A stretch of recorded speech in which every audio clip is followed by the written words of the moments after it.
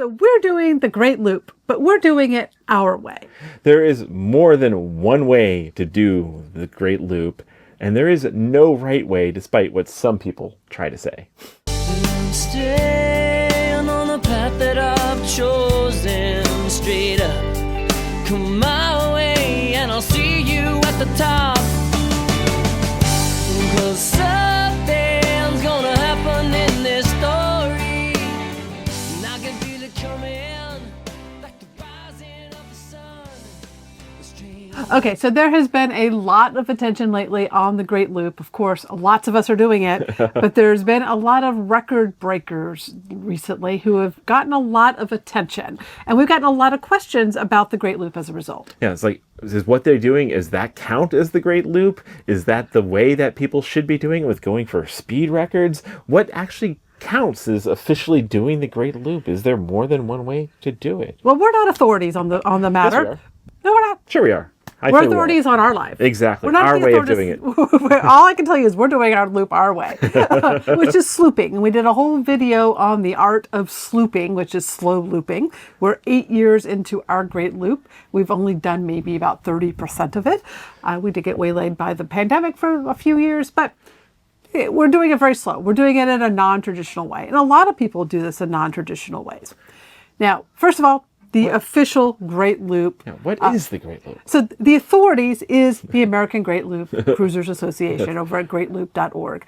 If you are a looper, you should go join. If you're considering doing the loop, they have a lot of resources over there. Let them know Technomadia, Chris Dumpty, and Cherie sent you. I think we get like a free month. You get, I don't know, something like that. Yeah, but the Great Loop in general, and it's been around since before the AGLCA, is a circumnavigation of the eastern half of North America by waterways. And sometimes we like to say that the eastern half of North America is technically an island because you can circle it by water. Well, not technically, because there's different water levels and canals and rivers, whatever. But basically, we're on an island. Yeah, and that is a loop, depending on different routes and how you do it, of 5,250 is, I guess, about the shortest you can do it, up to most people do about 6,000 or even longer miles, depending on how you route and what side trips you do. But there is a basic shape of a loop and a basic common direction of how you do this, and a lot of basic ways that most people do it. And then we're going to talk about some of the alternatives and the different ways to do the loop, because there's no one right way. So the traditional Great Looper typically does it in a liveaboard capable vessel. Like, why not? Or many other vessels that are out there. We'll get into vessels in a little bit and some of the basic criteria for it.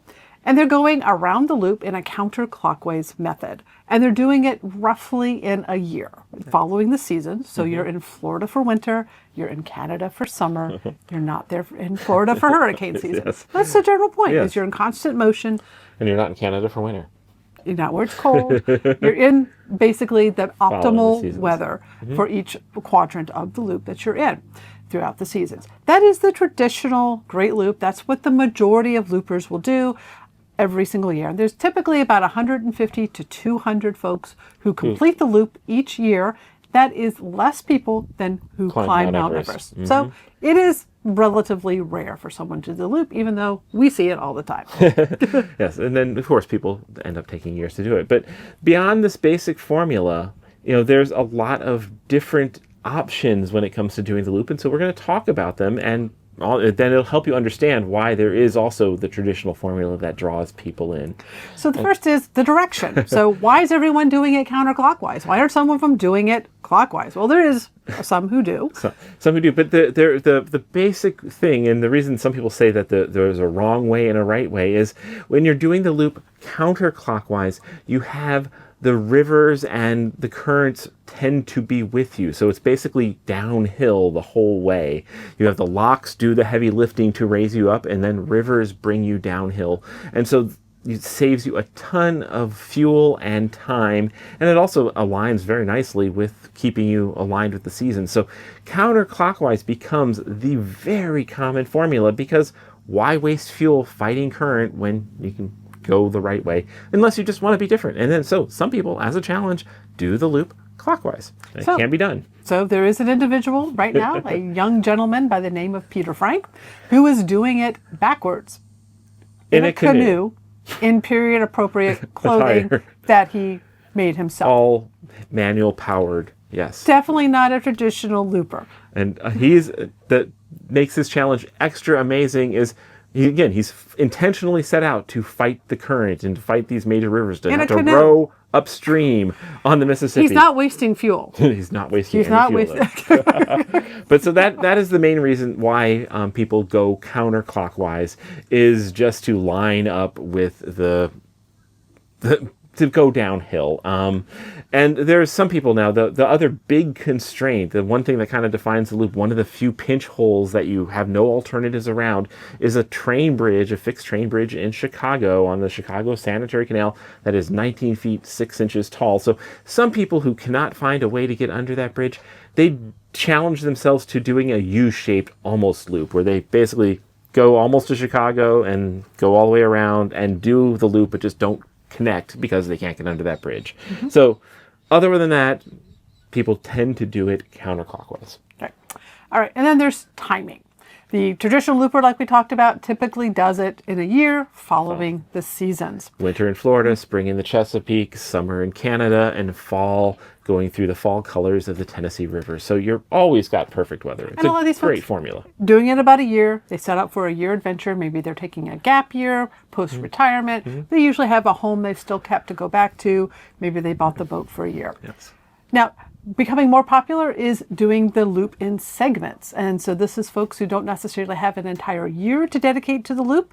Maybe they have other commitments, but they can take off a month or two at a time here and there, maybe a season. Maybe they do it. We know some who have teaching jobs and they do it just over the summer when they're not teaching. We know some folks who have businesses that they need to fly back to and attend to, and then they do, they will go and cruise for a month or two at a time. Yeah, and so then these people they're doing it in segments, and they're basically storing their boat every month or two, sometimes even for an entire year, if they can only take off summers, and then just start doing the loop in little hops like this. And it does mean you have to work around the seasons, because you can't return to your boat in Canada in the winter and make any further progress. Your boat will be wrapped up and stored. But people do, that is a very valid way to do the loop, is to do it in segments. It does require a lot of logistical planning of where you're going to just stop and store and how you're going to divide up your segments, and you get a bit of a time constraints because you have to make the most of your windows of opportunity to travel.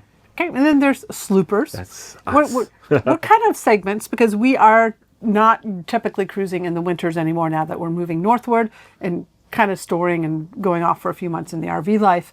But sloopers is slow loopers. There are a lot of folks that are just doing it very slowly. They'll go and take month-long spots, maybe season-long spots places, and then cruise a little bit, get to their next, make some more progress, stop, see things around, do the side trips.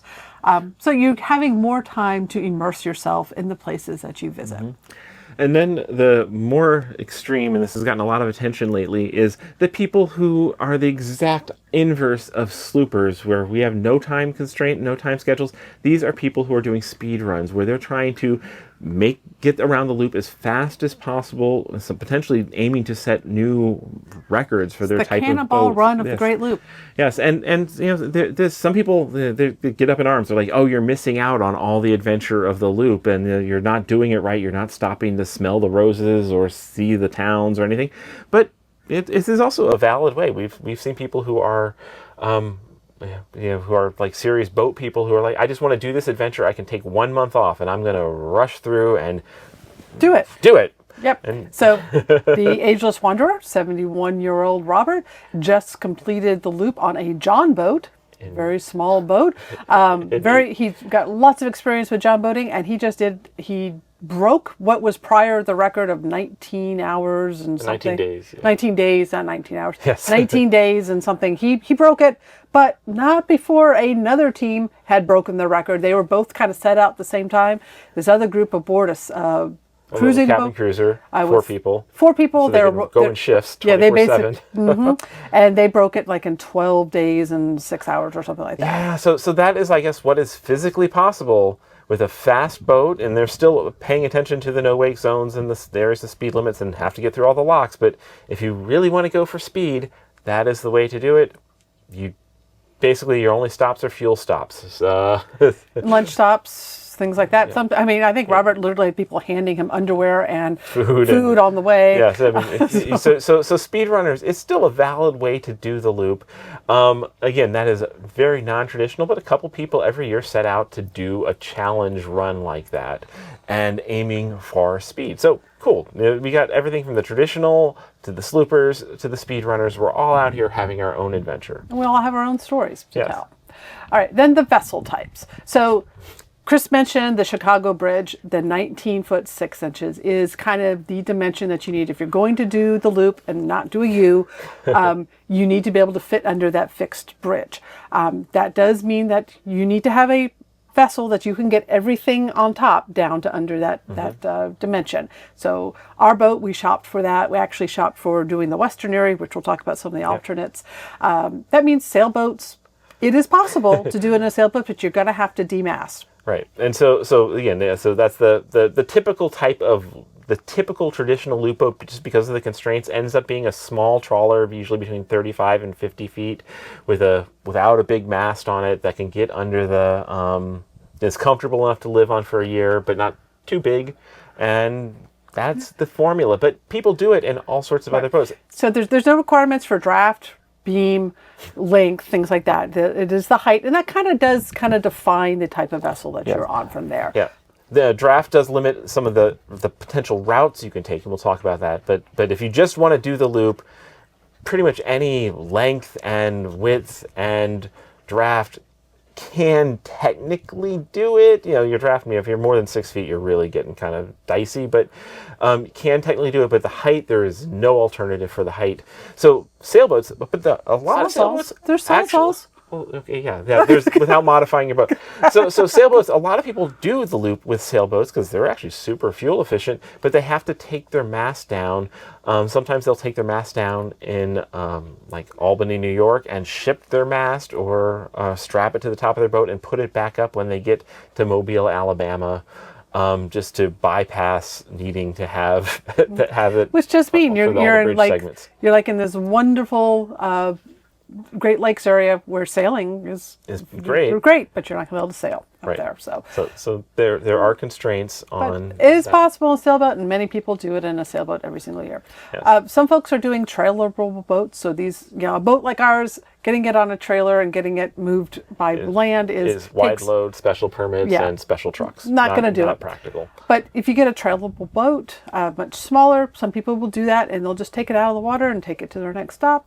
Mm-hmm. And that's actually great for people who are doing the loop in segments who don't want to have to worry about storing, as they just pick up their boat with a trailer, and it lets you do interesting side trips like go from the upstream to the upper Mississippi and then hop on and then cruise down through past Minneapolis and stuff like that. The things that are practical with a trailerable boat, but again, then you're giving up a lot of living space. But that's a type of vessel that is and speaking of giving up living space, there are some unique vessels that aren't known for living space that people are doing the loop on. We mentioned the Ageless Wanderer, who just did it in a John boat. He had a sleeping bag that he could sleep in the middle of his boat, technically. Surrounded by fuel tanks. Basically, at fuel tanks and a sleeping bag. And he had like a lawn garden chair. And he had like a bucket. For his bathroom. Facilities, yes.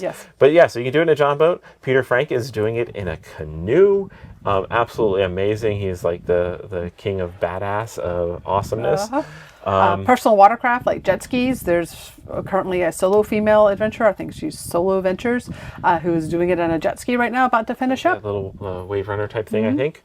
And that people just for the challenge of it will do it in really unique vessels, and you've got to deal with the constraints, whether your vessel is small and you're dealing with living constraints, or your vessel is unusually large and you've got to worry about finding dockage and depth. And people do it in like big wide catamarans and stuff, which limits a lot of your docking options and stuff like that. But technically, you can do it. It's not really with constraints would be a real challenge.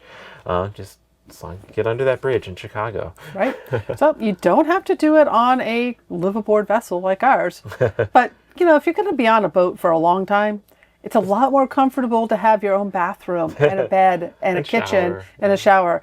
I can tell you. And air conditioning. We like facilities. Yeah. So we have a comfortable, we consider it a floating condo that we take to really cool places, and we get to live there for a month or two at a time. Absolutely. Yes. All right. And then there's kind of the cruiser looper lifestyle.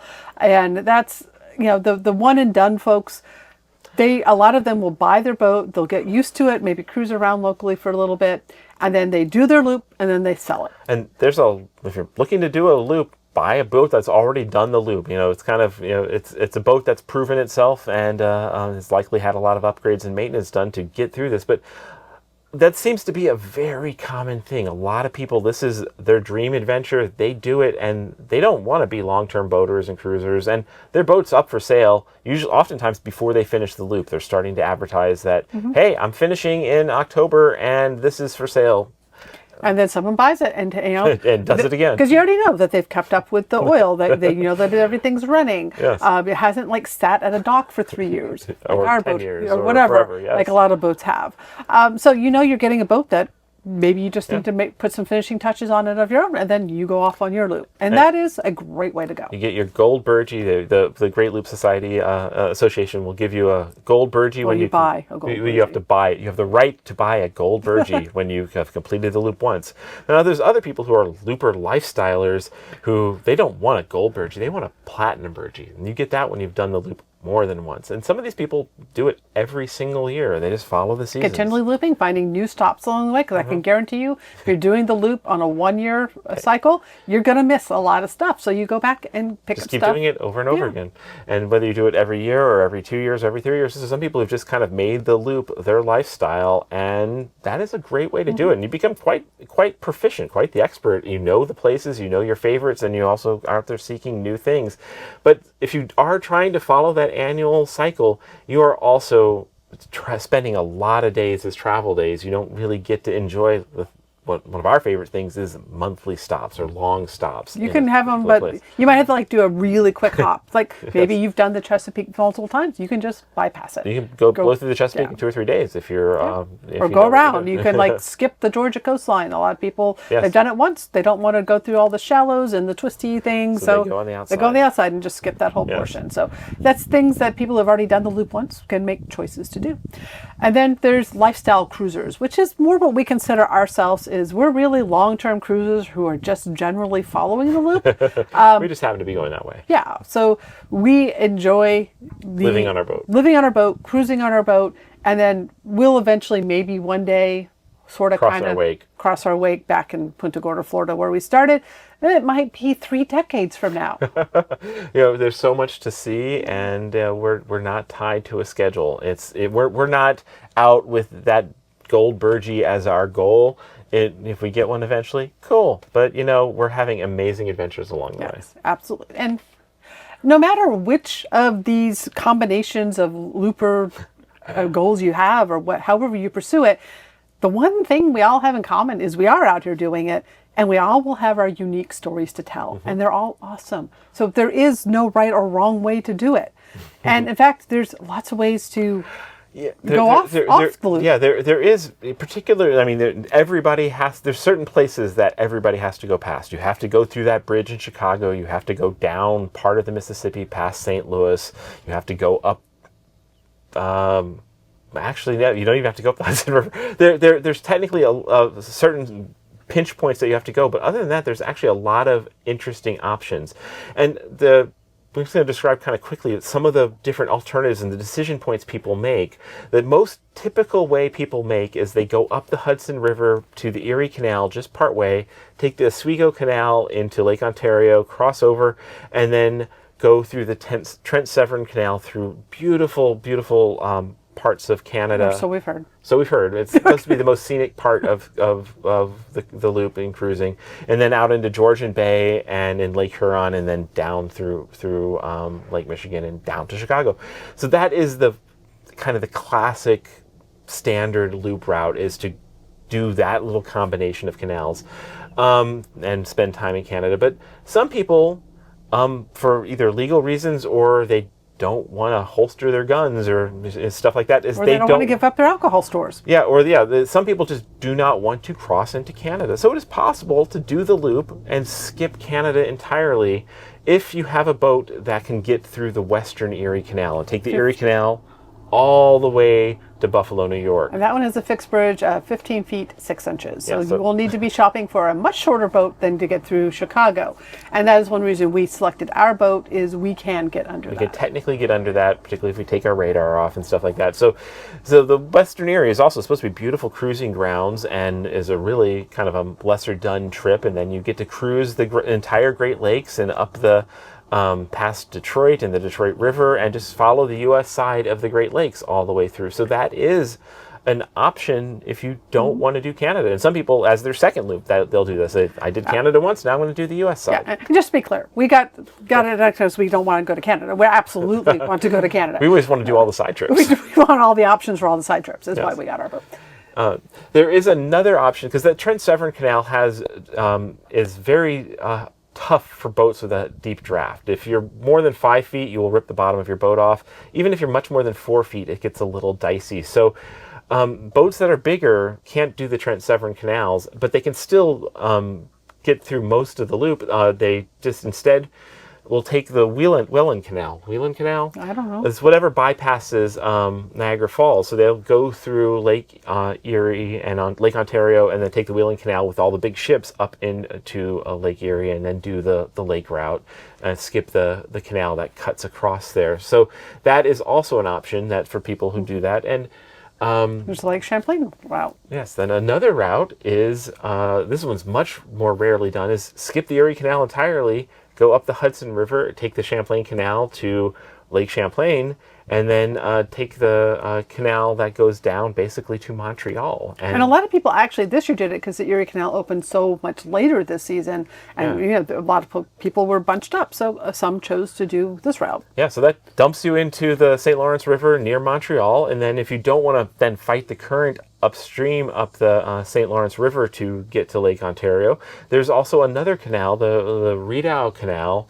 that you take the Ottawa River to Ottawa and then take that down into Lake Ontario. So another beautiful Canadian scenic small boat canal that is a rarely done adventure. This year it is much more popular because of the Erie Canal issues, and supposed to be absolutely beautiful. So once you get out of Chicago and are coming down the river systems in the center of the country, a lot of people say, well, just take the Mississippi all the way down. Is that what you do? And that is not the traditional loop route. It is still an option, but it is not a popular one because There's a lot of currents going with you, so you're saving fuel, but there's also not a lot of fuel stops. Yes. There's not a lot of marinas, not a lot of places to stop along that way. And it's very commercial traffic, a lot of barges that you're having to navigate around. So most loopers will then take off from the lower Mississippi somewhere around so you come out of the Illinois River, you have to go past St. Louis, and then you get to the Ohio River in Cairo, Illinois, and you could then turn upstream on the Ohio and just a short way to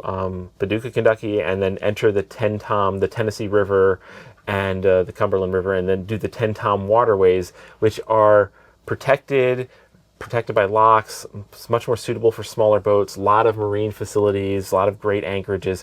So doing the lower Mississippi, bypassing, continuing straight down after the Ohio, you can stop in Memphis and get fuel there, and then there's basically no other stops until New Orleans. So you have to have really good black tank capacity and really good fuel tank capacity and really good navigation skills to be able to work with the giant mega barges to work around them. But then you can do the full adventure and do the lower Mississippi and come out in New Orleans. But that's a rare advanced one. The Tenn-Tom is the common one. Right. And then when you get to the Gulf, then you can either go across it back to Florida, or some will just kind of line around the coast of Florida. Yes, There's a lot of shallow spots that way. So some people are very intimidated by doing an overnight Gulf crossing, but that's also the most common route. But yeah, if you want to trace the armpit of Florida, that is an option as well. And then once you're in Florida, there's two ways to get across from west to east Florida. You can go across the Okeechobee Canal, or lake, through Lake the canal. Okeechobee through the canal system, so you can basically cut off the southern half of Florida. That, depending on how the year is, sometimes the lake level is too shallow. There's not enough water for a lot of bigger boats to get across that way. As was our first year setting off, so that's why we ended up going down through the Keys and meeting Hurricane Irma there before coming up the coast of Florida. So we look forward to getting back to Florida And in trying out the like in Okeechobee. 2050 and doing the Okeechobee. Yeah, but going through the Keys is also a beautiful route. And then some loopers, particularly if they're on their second or third loop, is rather than spend time hanging out in Florida, they'll just swing wide and pass through and spend a month in the Bahamas for their winter before getting back on the treadmill and doing the loop again. Yep. So And then that's options there. And then when you're up north, there is the Down East Loop. So if you are up in Montreal, you just continue following the St. Lawrence River, and then Out and around. So that's kind of not doing the loop, it's doing the loop the other way. So once you've done the loop once, come up and go down the St. Lawrence and then do some pretty advanced open water cruising as you come out and around and then through all of the New England states. So a lot to explore. Yes, and then along the loop, there are so many side trips you can make. If you're following our content, you've seen a lot of them, at least up to this point. We've done the St. Johns River down to Sanford, Florida. We have done the James River to Richmond. We've done the Potomac River to Washington, D.C. Other common ones that some loopers do when they're killing time in the fall before going cruising, before heading out into the waiting for hurricane season to end, is they'll cruise up the Tennessee River all the way to Chattanooga or Knoxville through fall colors. It's supposed to be amazing cruising. Some people will hop over to Lake Superior if they have time up in the Great Lakes before the season closes. So there's all sorts of side trips that you can do off of the loop, and it just depends upon your timing, your interests, and everything else. That's why we sloop, is so that we can take the time to do the side trips. So overall, this means that this is an incredible adventure. It's a choose your own adventure. There is no one right way to say you're officially doing the loop the right way. I think you have to be doing a watercraft of some sort. Okay, a watercraft. And I don't know, maybe floaties if you're swimming would count. I don't know. If somebody comes along and swims the loop using floaties, that would be a whole new set of records there. I think somebody did it on a paddleboard, or at least did parts of it on a paddleboard. So, go out there. If you've got an adventure in mind, go do it. Do what calls you. Don't copy somebody else's exact route and adventure. Do what is right for you, because that's when you'll find your joy. Absolutely. So have fun out there. We create these videos just for fun, and we love having you along for the ride. If you like this video, give us a thumbs up, leave a comment, or if you haven't already, subscribe to the channel. See you next time.